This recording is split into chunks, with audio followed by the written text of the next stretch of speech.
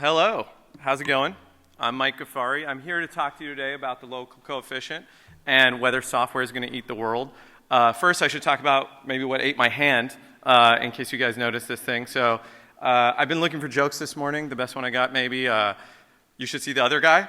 Is that a good one? No, but in all seriousness, just a little minor bike accident, popular activity here in San Francisco. And now I'm wondering what's a good website to find a review for a doctor who can help me fix my hand. I don't know. And I actually did find a great doctor on Yelp, so I can tell you the story of that later. But I'm going to be fine. The question is, are local businesses going to be fine? That's what we're going to talk about. So let's see, the fancy title for the speech here is How the Web and Mobile Apps Are Driving $1 Trillion in Local Commerce. So it sounds very serious, but we're going to break that down. So the first question I want to answer is, will software eat the world? Like Laura alluded to, Marc Andreessen went online and said, he's been saying this for a long time, right? Software is going to eat the world. And it makes sense in many regards. But what's interesting is now the claim's being taken to retail, right? And actually, he got in a little bit of a debate back and forth online about, is that going to affect retail? Is that going to get rid of all local businesses? How much is the impact going to be? And I tried to picture, what does the software eating the world even mean, right? Like, I don't know. Is that like, is this guy eating the world? Like, how do you actually break that down? What are the numbers? What are some specifics on it? Now, if you see with Web 1.0, actually software did take a big chunk, a big bite out of the world. So it is interesting. If you look at books and Amazon, Amazon's revenue has gone through the roof, and that's come at the expense of part of the world, right? And so there's Borders books and other categories that Amazon's moving to as well have felt a hit. Not all Web 1.0 companies were created equal. How many of you guys are old enough to remember the Pets.com sock puppet? How many of you guys invested in that sock puppet? All right, luckily not too many people. But Web 1.0 didn't do the full job. Web 2.0, if anyone's still using that term, didn't do the full job necessarily. But the question is, what is the steady state? Now, if you think about the future, if there are really no local businesses, if software really eats retail, right? Like if this thing comes to fruition in 10 years, right, and there are no longer brick and mortar businesses, local towns will look like this, right? This is just, I tried to do a Google image search of what does it even look like. And I don't know if we want to live in that world. That's actually kind of scary for me. First of all, I should throw out, I'm biased, right? I work at Yelp, a website that is put in business by local businesses. We love local businesses. We want them to grow and thrive. If there are no local businesses, there are no Yelp. So on the one hand, I've got that bias. Also, just as a person, one of my favorite things to do on the weekends is walk around, Fillmore Street in Pacific Heights in San Francisco, like my little downtown of local businesses. That's kind of what I think about when I think about leisure time at home or in the city on a weeknight or in the weekend. Like, that's a big part. Even outside of big cities, right? Downtown Palo Alto, downtown Mountain View, downtown Los Angeles, wherever it is, you like that feeling of going outside and seeing your neighbors and seeing people and buying things. That's part of what you do. So I don't know if we actually want to live in this world. Maybe we do, maybe we don't. But on the other hand, keep in mind that while I'm biased in the direction of liking local businesses, I'm also biased on the software side. So, there are not too many people who are more software than me. This little icon on the iPhone maps kind of like default home screen, the little icon for it. How many people know where that icon is pointing to? Let's just shout it out, somebody from the audience. Renee. What's that?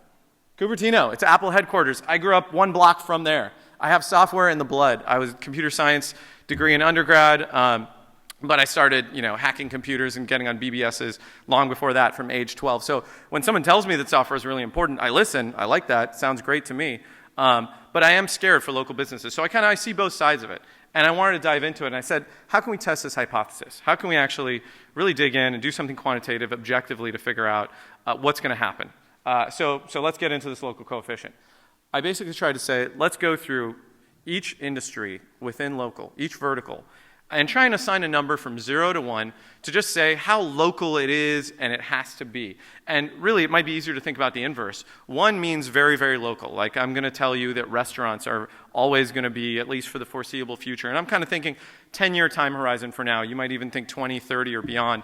After 50 years, we might all be in the singularity, and who knows, it's nonlinear, and we can't predict what's going to happen. But let's think about 10 years, right, to be realistic. 0, the opposite of being very local, is the industry is likely to be eaten by software. Books are a great example of this, and I'll show you why. And so if you look, again, we looked at Amazon revenue, but let's look at actually ebooks available, and the Kindle specifically, right? Because when you look at Amazon revenue, you're looking at a lot of things. You can clearly see books have taken a big hit, and that's because, according to my math, they've got a local coefficient of 0.27. I'll show you how I arrived to that, but they don't have a very high local coefficient, so they lend themselves to being disintermediated or taken over by online experiences. You can also look at apparel. So apparel I've got as kind of a mid-level local coefficient. And again, the reason for that is you can deliver a book completely online. You don't even need to deliver a physical book to your house. You can just read it digitally on your Kindle. You can't wear digital clothes. So if you do want to get clothes online, you do have to get them shipped to you. But clothes, you can't, unlike books, even when you're shipping them to your house, you can't quite try them on the same way in a store the way you would, if you were really buying clothes in a local business. And so clothes kind of have a more mid-level local coefficient. And we'll walk through all this math in a second. But let's also remember, I think people think of retail and local businesses, and they keep thinking of products. And if you look at it, shopping, 23% of the reviewed businesses on Yelp. Close to 80% is everything else, which by and large is services. Services are a huge part of the local businesses that make up this country. When you walk on a little main street, like I was talking about Fillmore, downtown Los Gatos, you're going to also see a lot of local services like restaurants, home and local services, hotels, doctor, dentist, lawyers, you name it. Or people who come to your house, plumbers, electricians, contractors, all kinds of different local businesses. So we have to think of all of these. And restaurants, and a lot of these service categories actually, have a very high local coefficient. So it's very, when I was preparing this, I was joking around and saying, I look forward to the day that they can deliver food into my mouth online, but that's going to take a long time. Maybe you do online food delivery, right? But online food delivery isn't putting the restaurant out of business. That restaurant is still very much in business. But then, right after I said that, literally the next day, I read online that they're now 3D printing food.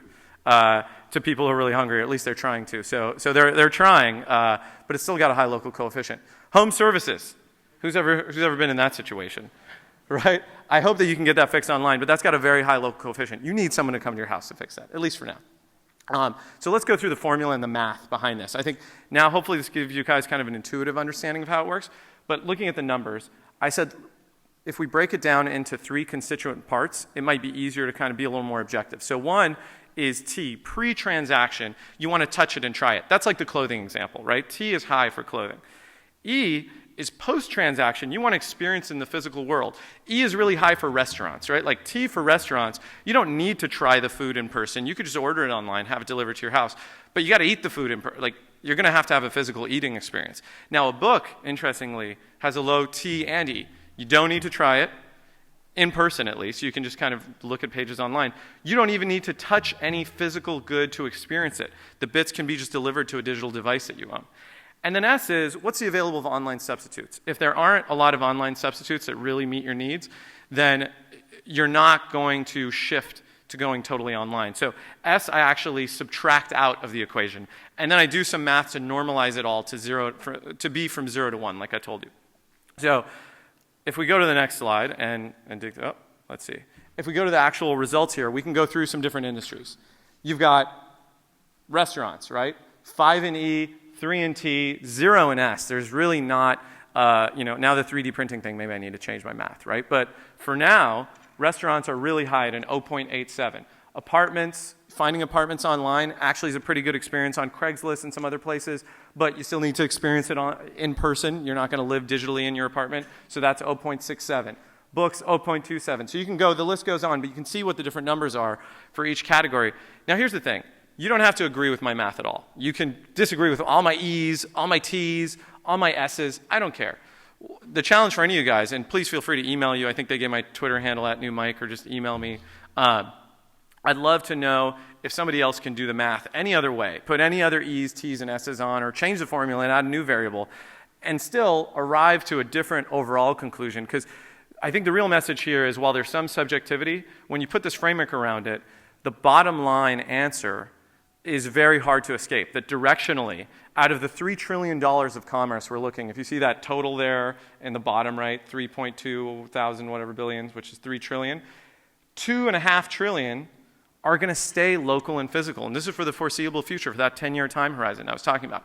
So, if you're doing a startup in the room, or you're at a larger company that's got a new initiative that's predicated on local businesses are going away, I don't think that's going to happen. Now, the nice thing is I'm preaching to the choir a little bit. A lot of you guys here actually care about local businesses very much, and so maybe it's good news for you. But the interesting question is, what's going to actually happen? How are you going to influence local commerce as opposed to just eating it? Where's the opportunity there? So let's kind of get into that. So first of all, some local businesses that are thriving. How many people in this audience have been to Burma Superstar? Okay, if you haven't been to Burma Superstar, please get up after this and just go to Burma Superstar. I don't mind actually if you go right now. You should really try it. It's amazing. This is the restaurant tour from there. I just had him cater an event I threw for my little sister, and this is all the amazing food we have. It was really, really good. But this is the kind of business on Yelp. If you see here, they've got 3,700 reviews. They were a tiny little business, whenever they were founded. And now they've got multiple locations. They're growing. They can't meet demand. That's why they started doing catering. They've opened another concept, B-Star. They've got a place in the East Bay. They've got a place somewhere else. So local businesses are thriving when A, they have a high local coefficient, and then B, they've got a good experience. Here's another example, my doctor, Andrew Diamond. So Andrew Diamond founded the One Medical Group. I was looking for a general practitioner, and it's very hard when you move to a new city to find a primary care physician, as I was doing 7 years ago. So I looked online, found him, he had great Yelp reviews, and I met him. And then when I actually started with him before I worked at Yelp. Then later, when I said, hey, I'm coming to work at Yelp, he's like, oh, really? That's amazing.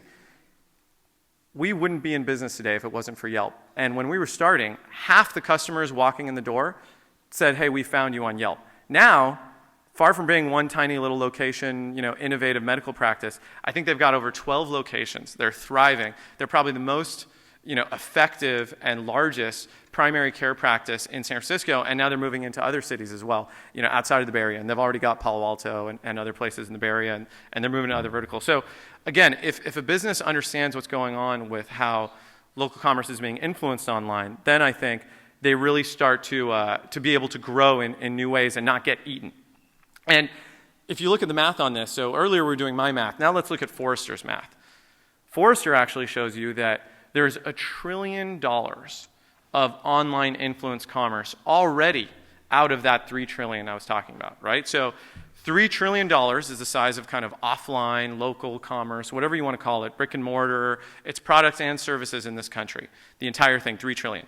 That's 10 times the size of the $300 billion e-commerce market, and many more times the size of the online advertising market. So $3 trillion, that's really where the money is. But already 1/3 of that, according to Forrester, is being influenced online.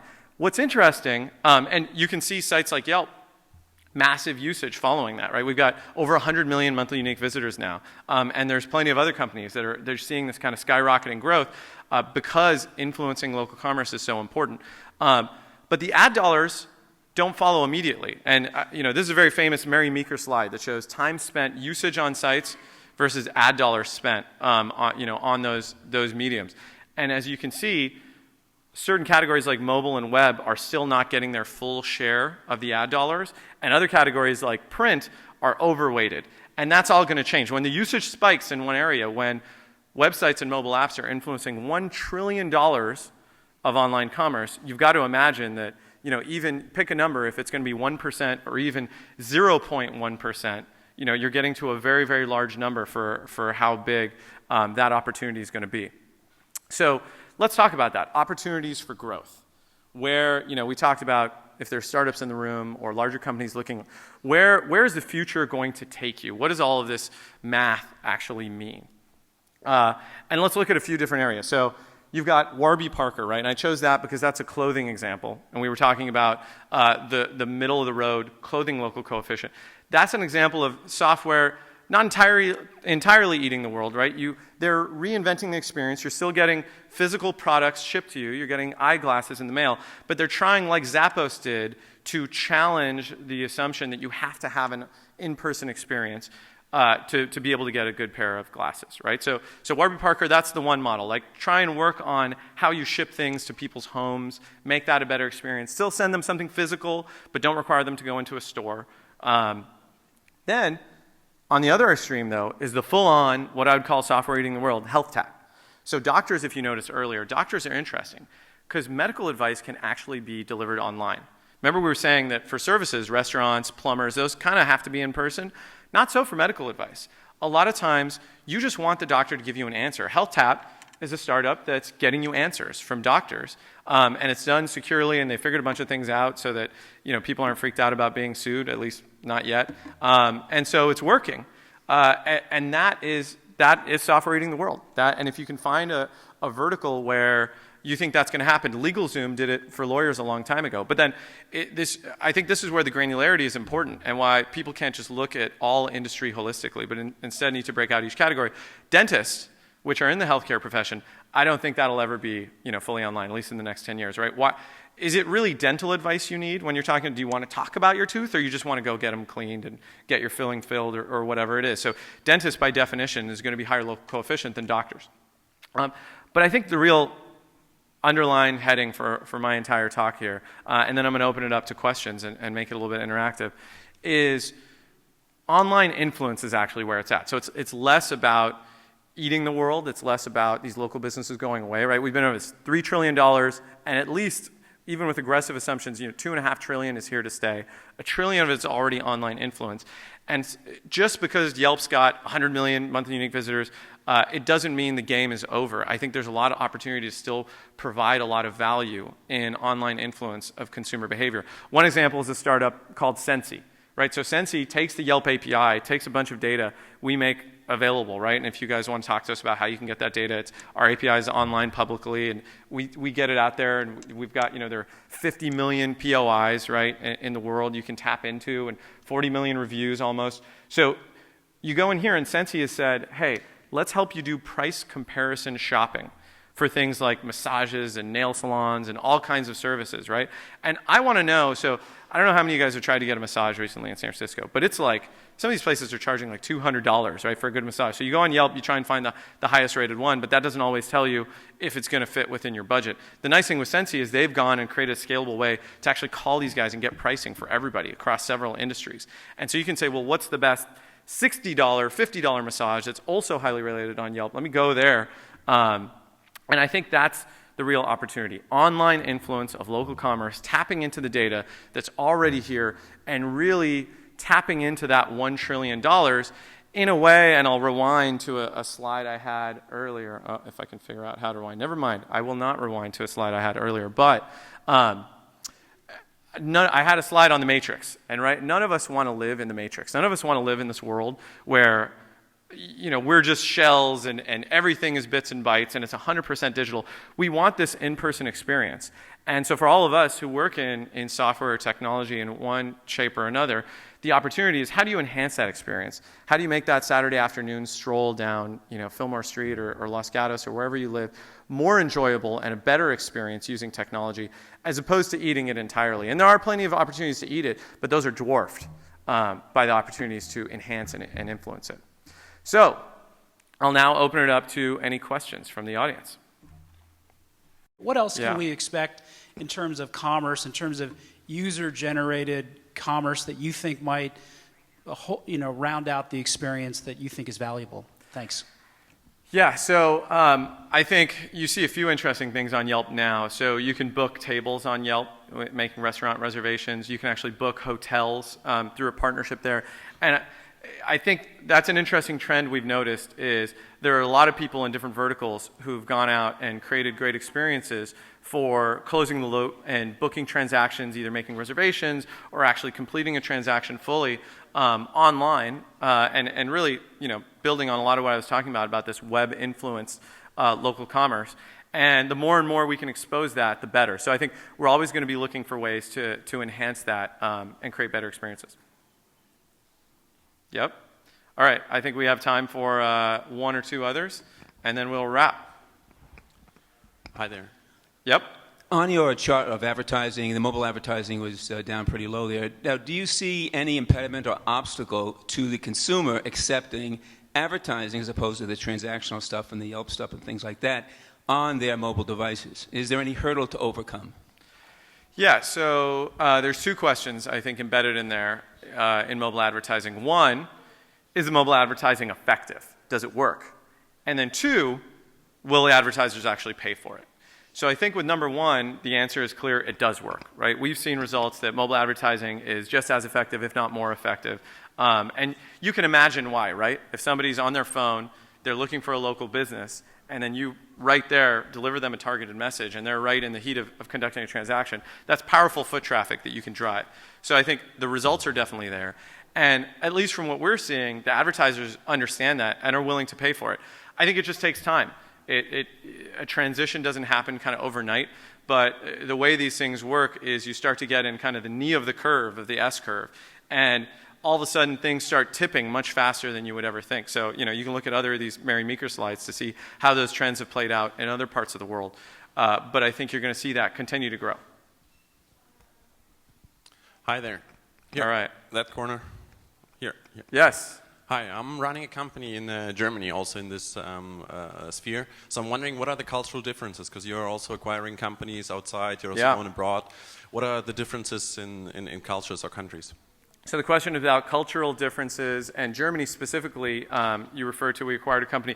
We acquired Quip, which was the largest company of its kind, like doing anything at all, kind of similar to Yelp.